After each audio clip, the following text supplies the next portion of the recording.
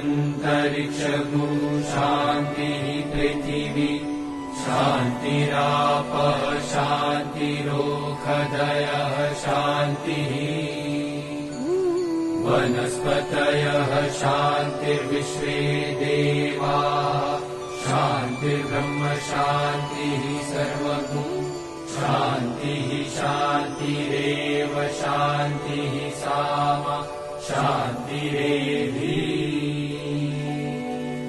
विश्वानि देव सवितर्दुरितानि परासुव जद्भद्रन्तन्न आसुव ॐ शान्तिः शान्तिः शान्तिः सुशान्तिर्भवतु सर्वारिष्टशान्तिर्भवतु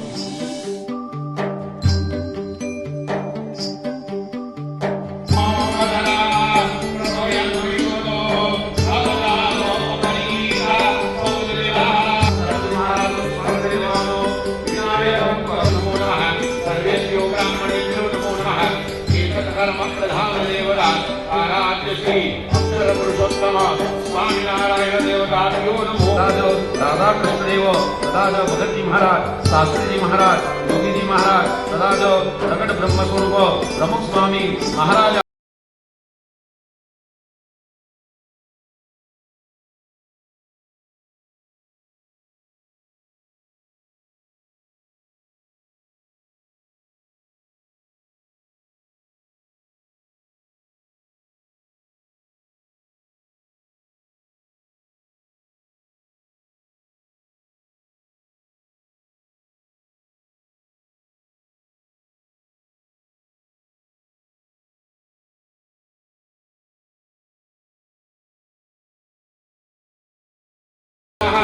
ओम अथर्ववेदाय नमः। हस्तं प्रक्षाल्य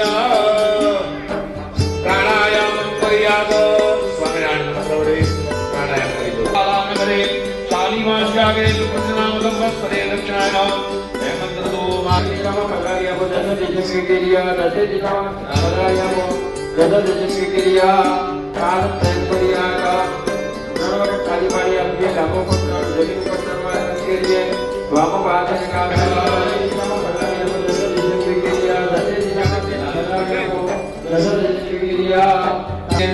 अपवित्र पवित्रो वा धर्मावस्थांगदो विवाहमरे पुंडरीकाक्षं भवाभ्याभ्याश्रुते पप सर्वत्र जुति कुनातु मम्मा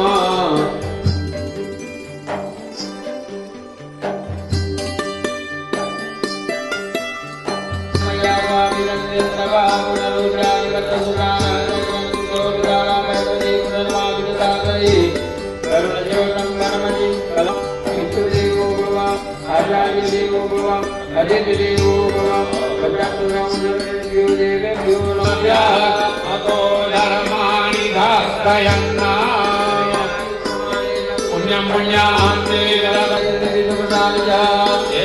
प्रमाणेन पुण्यं पुण्याः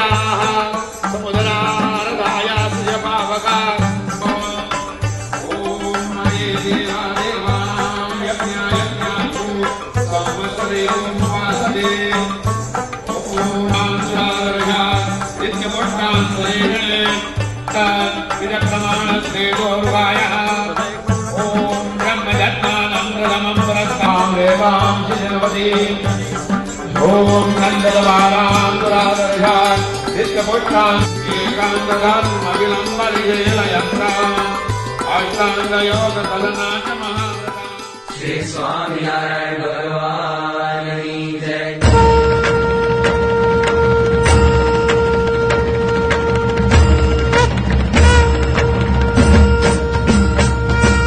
जय सद्गुरु स्वामी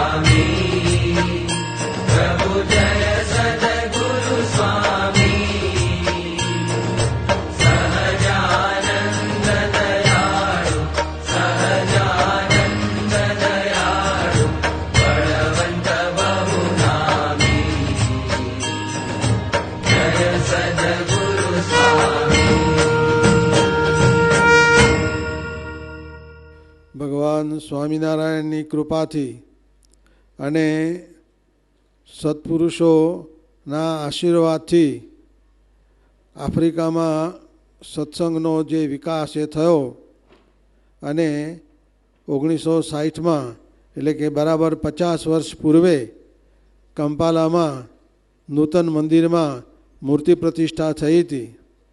તો એ મૂર્તિ પ્રતિષ્ઠાને 50 વર્ષ થતાં એનો આ સુવર્ણ મહોત્સવ છે.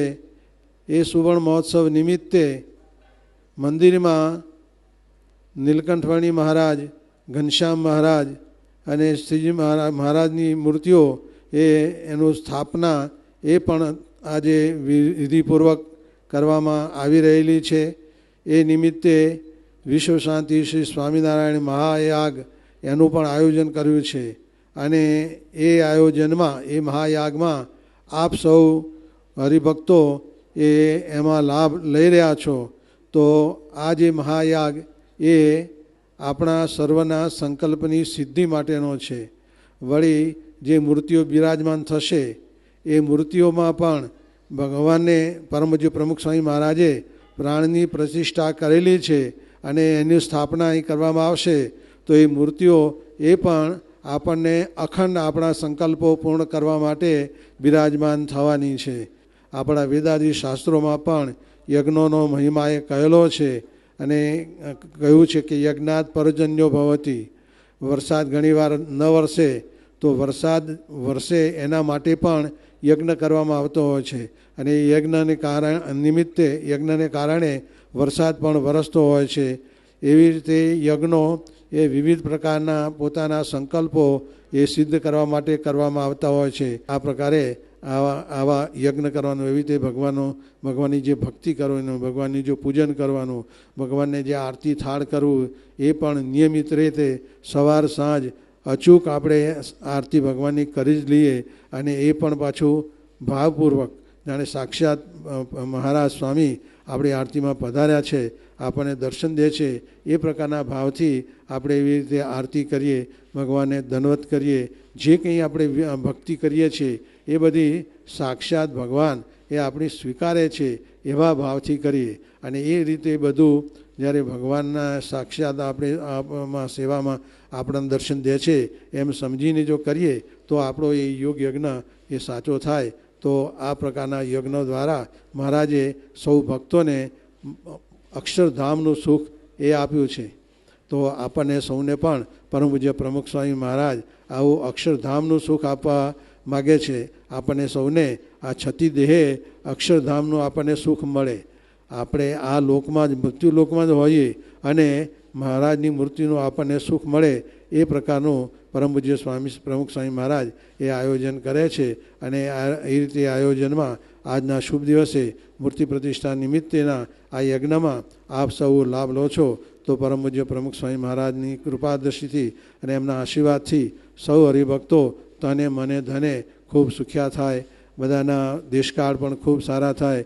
કોઈ પણ પ્રકારની એ બધી જે કંઈ મુશ્કેલીઓ હોય એ બધી પણ હરિભક્તની મુશ્કેલીઓ દૂર થાય.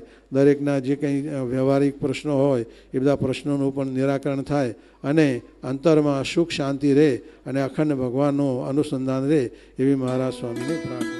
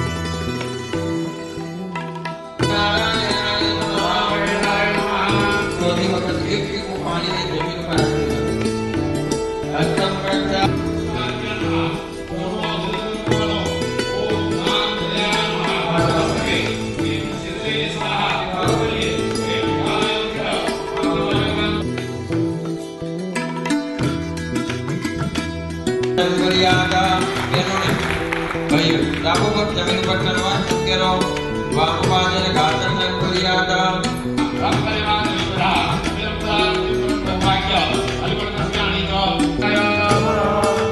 ઓમ શ્રી પ્રભવે નમઃ ઓમ શ્રી વિગ્રહાય નમઃ ઓમ શ્રી આસ્તિકાય